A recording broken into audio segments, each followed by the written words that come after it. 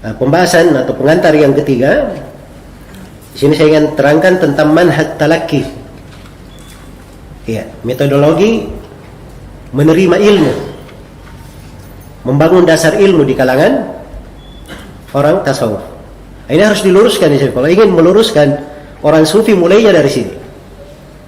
Mulainya dari sini. Diluruskan dulu metodologi dia talaqi agama itu dari mana. Ya, karena ini inti yang membedakan antara orang yang mengikuti kebenaran, mengikuti jalan Nabi dan para sahabat, dengan orang yang masuk di dalam tasawuf. Ini yang membedakannya. Kalau dia tidak berhenti di sini, maka sulit menegurnya. Sulit menegurnya. Iya. Nah, itu saya ingat ya, saya pernah di musim haji. Ya, Masya Allah, saya ketemu jemaah haji Indonesia. Ya. Waktu itu saya hajinya dari Yaman tahun 98.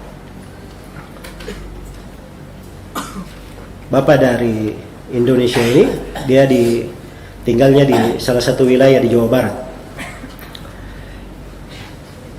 Jadi dia dari tadi itu dikirnya gerak semua badannya, kanan kiri ke depan, terus kencang sekali.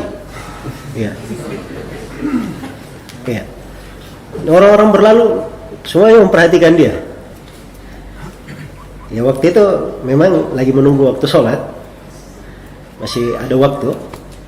Saya dekati bapak ini, saya ajak cerita bagaimana kabarnya dan seterusnya.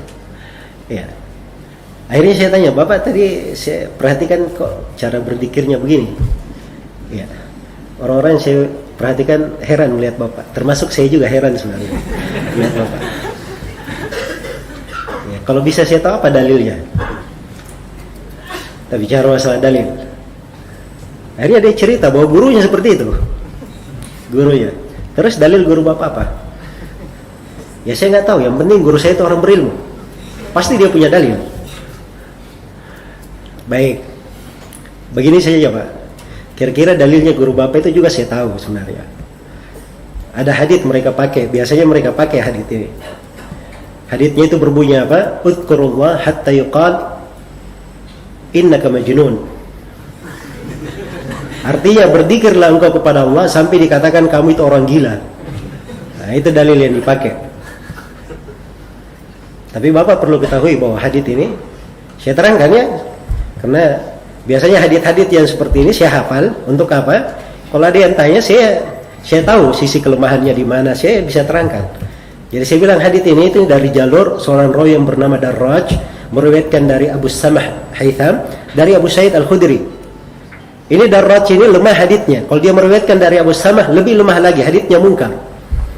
Maka ini dalam sisi riwayat disebut sebagai hadits yang mungkar. Ya, tidak diterima.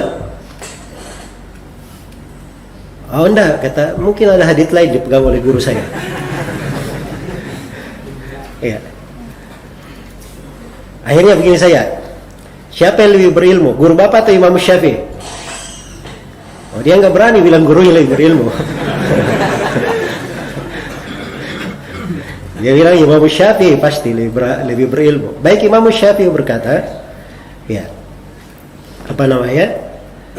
Jangan kamu ambil dari apabila sahih sunnah itu telah sahih, ya, hadits telah sahih, maka itu adalah madhabku. Tinggalkan ucapanku. Ya. Imam Syafi'i tidak mendidik orang mengikuti ucapannya, ikut dalil. Saya bawakan ucapan Imam Ahmad, jangan kamu ambil dari ucapanku, dari Syafi'i, ambil dari mana kami mengambil. Ya, beberapa ucapan para ulama. Ya ujung-ujungnya yang penting guru saya itu, ya, dia juga insya Allah tahu. Ya, jadi akhirnya ini kondisinya memang agak ribet karena metode talakinya yang keliru. Iya, dia memahami bahwa ilmu itu diambil dari mana? Dari guru. Dalil itu bisa menjadi pudar. Al-Quran dan Sunnah itu pudar. Yang penting guru dulu. Iya. Baik. Jadi di sini dari pokok rujukan-rujukannya orang sufi. Kalau kita di ahli sunnah, sumber pengambilan ilmu itu Al-Quran, Sunnah Rasulullah SAW, ijma dan apa? Dan qiyas. Ada 4. Iya. Dan ini semuanya dibangun di atas pemahaman para salaf. Sebagaimana kita akan kasih pengantar khusus di dalam hal ini. Sebab ini diantara poin penting untuk mengenal tasawuf, bagaimana mereka jauh dari jalannya para as-salaf. Baik. Jadi itu dalilnya ahli sunnah. Kembali kepada Al-Quran, as-sunnah, ijma' dan apa? Qiyas. Kalau mereka ini bukan utama. Yang utama itu di tengah mereka ada beberapa hal yang mereka pakai. Iya. Ada yang namanya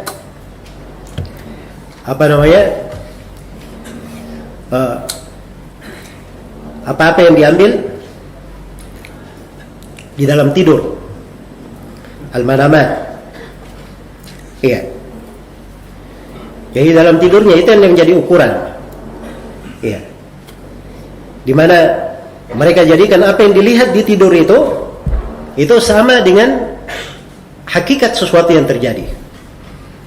Iya. Dan mereka jadikan sebagai sumber pensyariatan.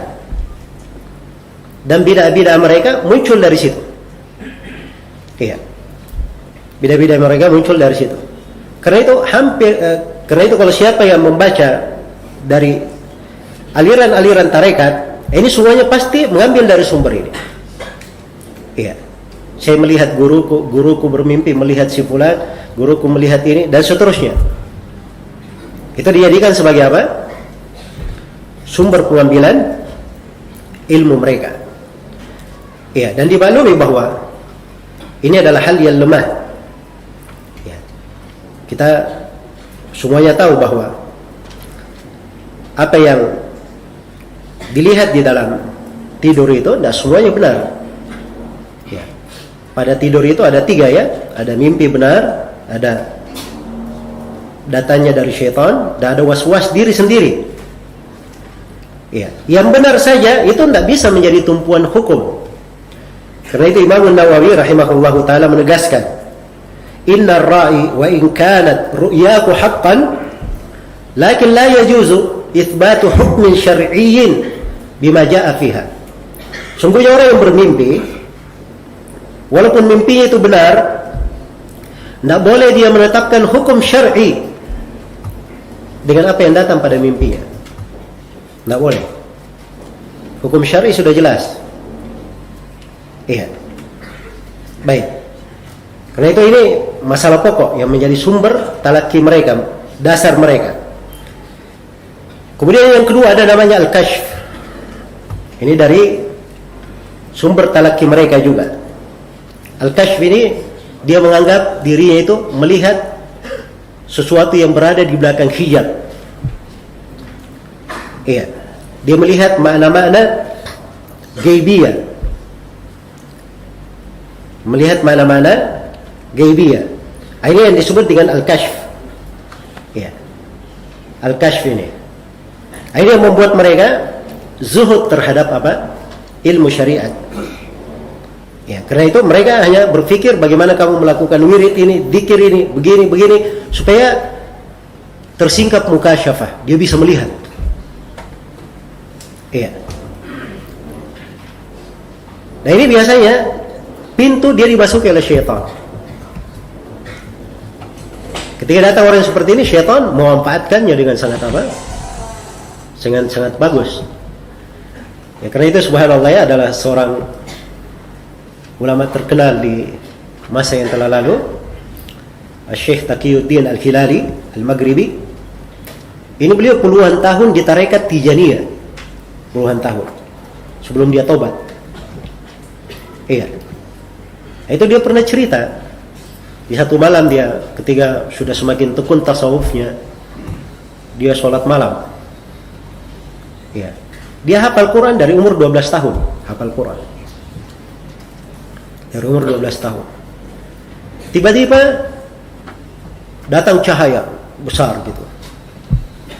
Ya, dia sedang sholat ya. Kemudian dari cahaya ini keluar seseorang. Orang ini ikut sholat bersama dia.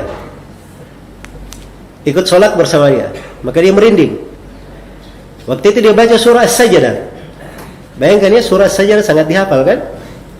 Iya. Tapi dia tidak bisa membacanya, saking ada orang di belakangnya. Akhirnya dia pindah surah setelahnya. Dia tidak pastikan surah apa, kata beliau, mungkin yang saya baca setelah itu surah Saba. Saya tidak bisa juga. Akhirnya saya baca surah-surah pendek yang saya tidak berpikir pun saya bisa baca, itu saja. Ya. Begitu selesai 6 rakaat, kan dia sholat malam ya. Begitu selesai 6 rakaat, dia berdoa di sujudnya. Iya. Akhirnya begitu selesai sholat, belum selesai sholatnya orang ini sudah pergi di belakangnya, masuk lagi ke cahaya itu, kemudian hilang. Akhirnya lama dia pelajari, ini yang datang malaikat atau syaitan. Ya. Lama dia pikir tentang hal tersebut. Kadang dia minta pendapat orang, ada yang bilang syaitan. Kalau dia malaikat, nggak mungkin kamu merinding, lupa hafalan. Ya. Jadi maksudnya di sini bahwa kadang syaitan itu semakin memanfaatkan seseorang di kondisi itu, membuatnya apa? Membuat menyimpang. Bahkan Ibnu Jauzi sebutkan dari kadang sebagian orang-orang sufi ada yang seperti itu, tiba-tiba ada cahaya terang. Ya, ini sebagian ahli ibadah ya, saking bagusnya ibadah, ada cahaya terang, dia lihat. Dia memanggil ahli ibadah ini. Ya. Dia katakan, wahai si fulan, aku adalah Allah Subhanahu wa taala. Di cahaya ini. Kamu sudah saya gugurkan kewajiban syariat terhadapmu. Kamu tidak usah sholat lagi. Ya. Ahli ibadah ini dia berkata, kalau memang benar kamu adalah Allah, kalau saya lempar sendal ini tidak hilang, berarti kamu benar adalah Allah. Dia lempar sendal, hilang. Ya. Nah, jadi maksudnya di sini bahwa syaitan itu kadang berwujud untuk menyesatkan apa? Menyesatkan manusia. Ya, orang yang baik saja seperti ini, yang salih, biasa dia ganggu. Apalagi orang-orang yang memang di atas apa? Di atas kesesatan. Ya kadang dibuat, oh ini karomah, oh ini begini. Akhirnya dia semakin betah di atas apa? Di atas kesesatannya. Nah, jadi ini namanya al-kashf. Iya. Ini namanya al-kashf. Dan mereka punya seperti ini. Iya. Jadi mereka itu bisa melihat katanya dengan pandangan keyakinan. Dia tidak perlu melihat kepada nas-nas. Dia bisa melihat apa yang di belakang hijab. Ini mukasyafah, berjalan di tengah mereka. Dan ini dari dasar mereka juga.